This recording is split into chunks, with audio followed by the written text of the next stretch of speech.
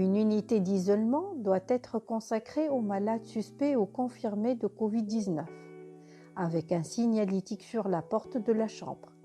La chambre pourrait être précédée ou non d'un sas d'entrée. Elle peut être équipée d'un système de traitement de l'air et ce système doit être mis en dépression.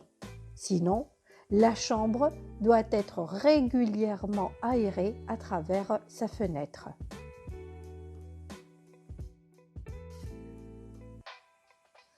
Des équipements et du matériel adapté doivent être disponibles, notamment des équipements de protection individuelle, à savoir un masque chirurgical ou un FFP2 selon le type de soin, des lunettes de protection, des gants, une surblouse à manches longues, une charlotte, des surchaussures, des surbottes et un flacon de solution hydroalcoolique, ainsi qu'un détergent désinfectant adapté pour les surfaces et le matériel recyclable utilisé. Ce matériel pourrait être conditionné en un seul kit, c'est-à-dire un kit par soignant par entrée dans la chambre du patient.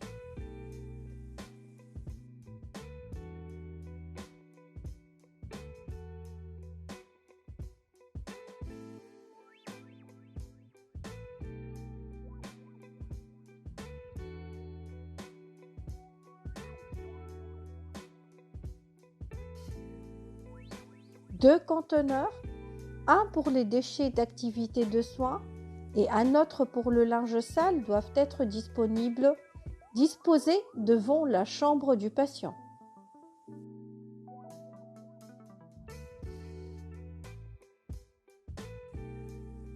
Dans la chambre du patient, un chariot de soins doit être disponible, de préférence éloigné d'au moins 1 mètre du lit du patient. Sur ce chariot, on trouve des gants, des masques, un flacon de solution hydroalcoolique, un conteneur pour objets piquants, coupants et tranchants, ainsi que des antiseptiques pour l'utilisation lors des soins.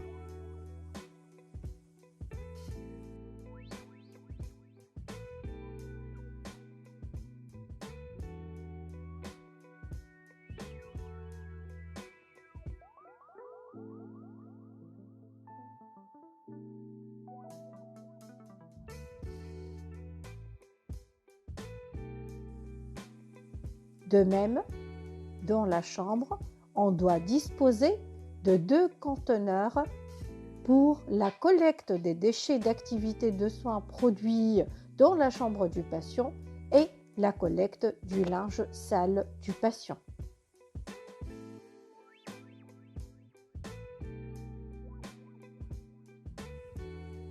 Pour pouvoir préparer le soin, on doit disposer d'un plan de soins qui va nous aider à préciser le matériel nécessaire pour le soin du patient. Une checklist doit être disponible pour les soins ou tout autre acte à effectuer dans la chambre du patient, tel que le bionettoyage ou la toilette du patient, ainsi qu'une checklist pour les équipements de protection individuelle. La friction hydroalcoolique. On prend 2 doses, on frotte pomme contre dos et inversement.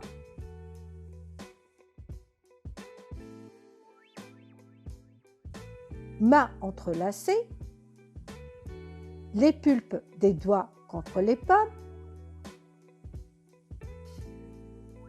les ongles, les 2 pouces, ainsi que les poignets.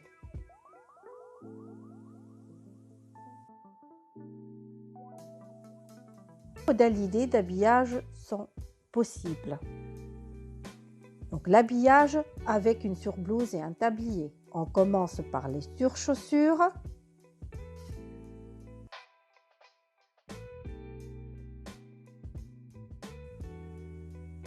On fait une friction hydroalcoolique après.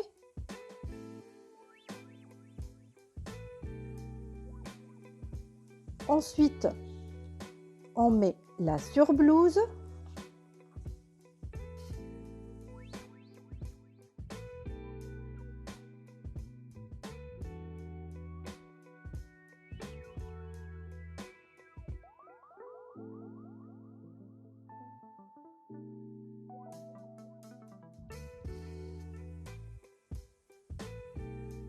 Puis les surbottes.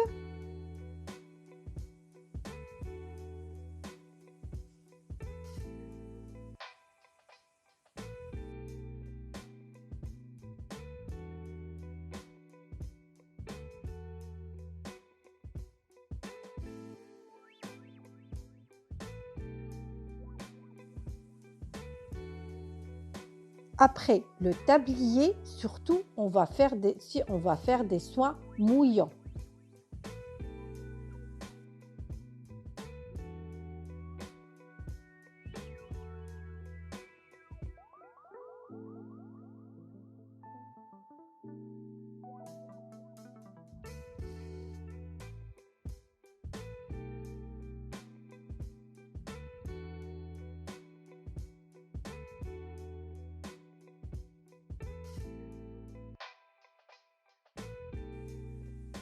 On continue avec le visage, la Charlotte,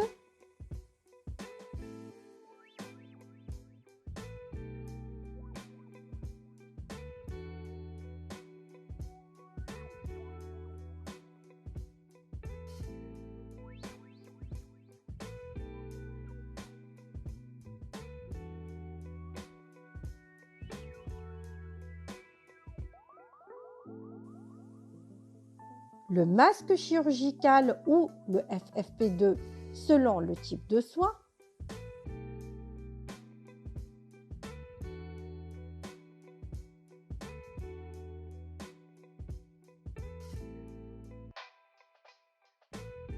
bien sûr, sans oublier de faire notre fit check avec le masque FFP2.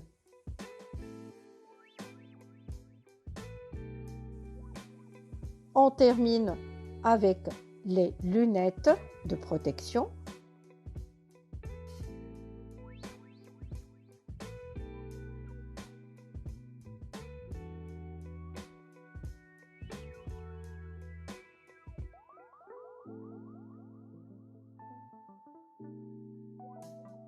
Et les gants de soins.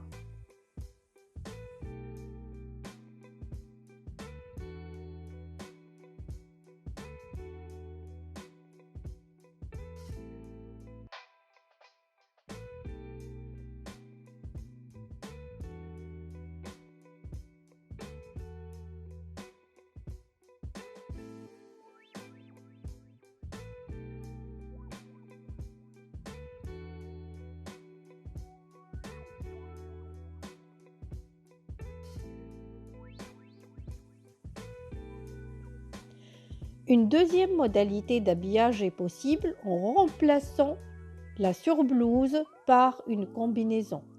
Les mêmes étapes que l'habillage précédent sont faites en remplaçant la surblouse par la combinaison.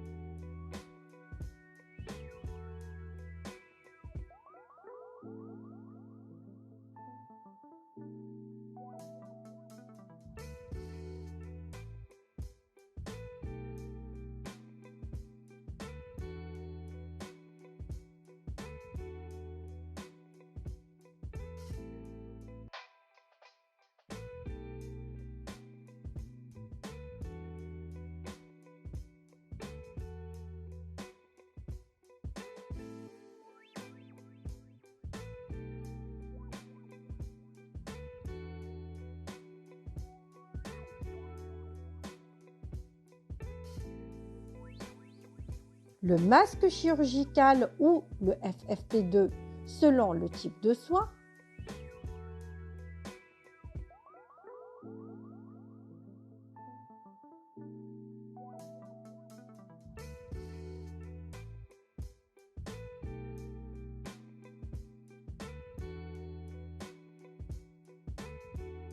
Bien sûr, sans oublier de faire notre fit check avec le masque FFP2. On termine avec les lunettes de protection.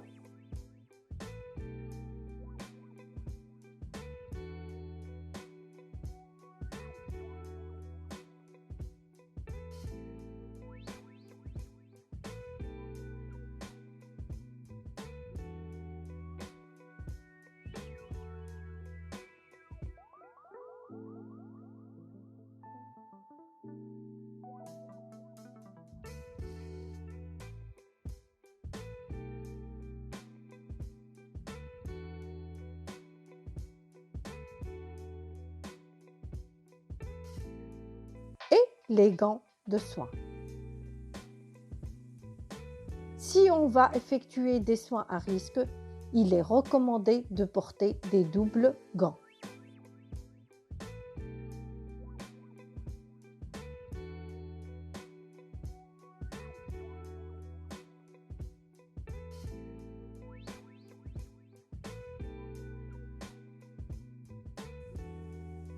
Avant d'entrer dans la chambre, n'oubliez pas de demander au patient de porter son masque s'il est conscient et il peut le faire. Il est recommandé en entrant dans la chambre de regrouper les soins nécessaires pour le patient afin de limiter les entrées et les sorties inutiles et de limiter le nombre de soignants en contact avec le patient. Il faut désinfecter le matériel tel que le thermomètre, le stéthoscope, le tensiomètre.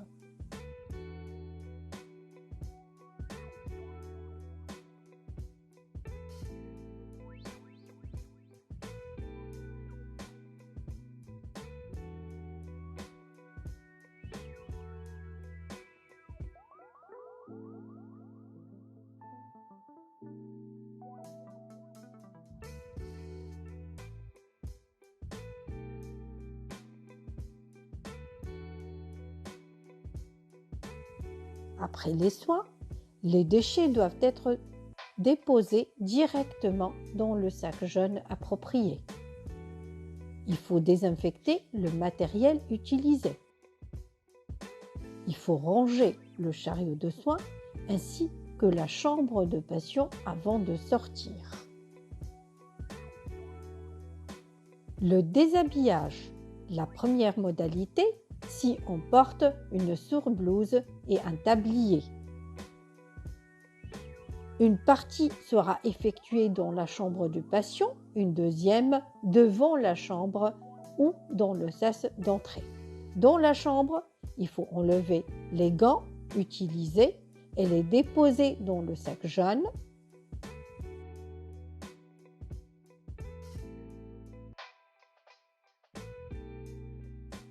La surblouse et le tablier, on peut les enlever ensemble ou une après l'autre, bien sûr en veillant à les retirer par l'arrière pour ne pas toucher la zone devant qui est exposée aux sécrétions du patient. Ensuite, on enlève les surbottes, on les jette dans les sacs à dasserie.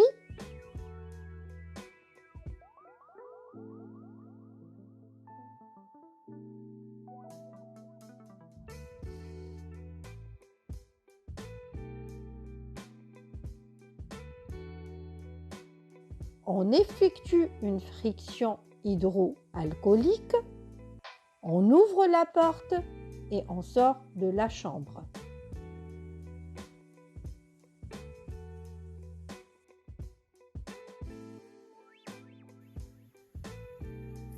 Fermez la porte de la chambre.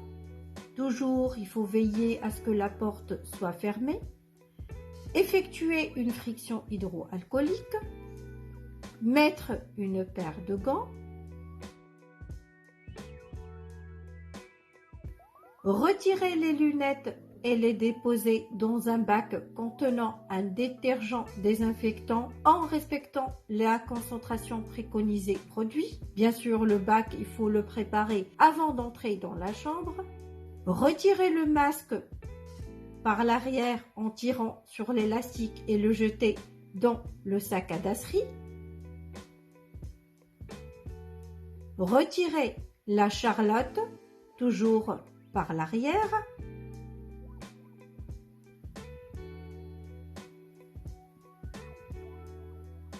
Enlever les surchaussures.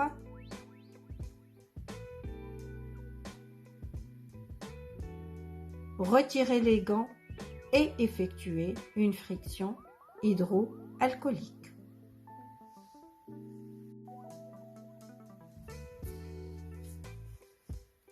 Si on préfère la deuxième modalité qui est le port de combinaison, on va retirer les gants,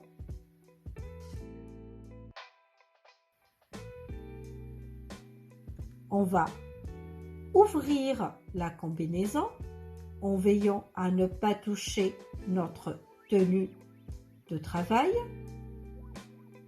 Il faut l'ouvrir doucement, prendre le temps d'enlever la capuche et de la retirer tout doucement.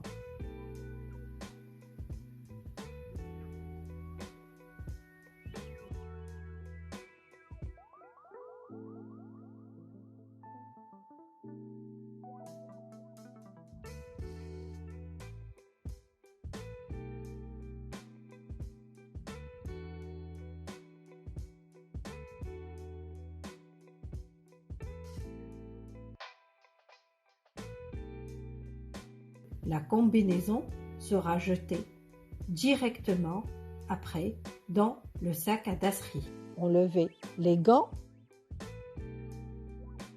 On effectue une friction hydroalcoolique avant de sortir de la chambre du patient. On ferme toujours la porte et on continue par le retrait des autres équipements comme c'est montré dans la première modalité. N'oubliez pas d'indiquer votre nom, l'horaire d'entrée dans la chambre du patient dans le registre de traçabilité des passages et de remplir la feuille de surveillance.